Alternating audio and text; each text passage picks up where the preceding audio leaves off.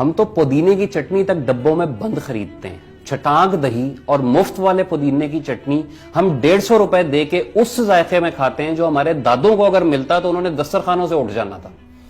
سوہانجنا ہمیں کڑوا لگتا تھا. جب سے وہ مورنگا بن کے کیپسولوں میں آیا تو ہم 2000 میں 15 دن کی خوراک خریدتے ہیں.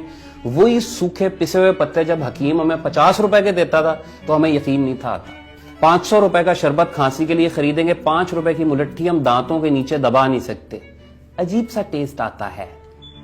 ہم پولیسٹر کے تکیوں پہ سوتے ہیں, نائلون ملا لباس پہنتے ہیں, سردی گرمی بند جوتا چڑھاتے ہیں, کپڑوں کے نیچے مزید کچھ کپڑے پہنتے ہیں اور زندگی کی سڑک پر دوڑ پڑتے ہیں. رات ہوتی ہے تو اینٹی الرجی بہرحال ہمیں کھانی پڑتی ہے. ہم اپنی مادری زبان ماں باپ کے لہجے میں نہیں بول سکتے. ہم زبان کے لیے نعرے لگاتے ہیں لیکن گھروں میں بچوں سے اردو میں بات کرتے ہیں. ہم اردو یا انگریزی کے روب میں آ کے اپنی جڑیں خود کاٹتے ہیں اور بعد میں وجہ ڈھونڈتے ہیں کہ ہم مسفٹ کیوں ہو گئے. عربی فارسی کو ہم نے مدرسے والوں کی زبان قرار دیا اور ہاتھ جھاڑ کے سکون سے بیٹھ گئے. 40 رولز آف لو انگریزی میں آئی تو چومتے نہیں تھکتے. الف لیلا کلیلہ و دمنہ اور اپنے دیسی قصے کہانیوں کو ہم نے لات مار دی. جرمن سے گورے کے پاس آئی تو ہمیں یاد آ گیا کہ استاد یہ تو اپنا مال تھا.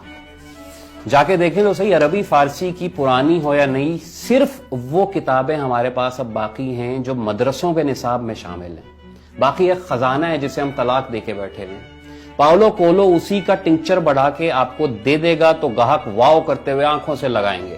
متنبی کون تھا, عاملی کیا کر گئے, شمس تبریز کا دیوان کیا کہتا ہے, اغانی میں کیا قصے ہیں, ہماری جانے بلا. ہماری گلیوں میں اب کوئی چارپائی بننے والا نہیں آتا. ہمیں نیم اور بقائم میں تمیز نہیں رہ گئی. ہمارے سورج سخت ہو گئے اور ہمارے سائے ہم سے بھاگ چکے. ہمارے چاند روشنیاں نگل گئیں اور مٹی کی خوشبو کو ہم نے عطر کی شکل میں خریدنا پسند کیا.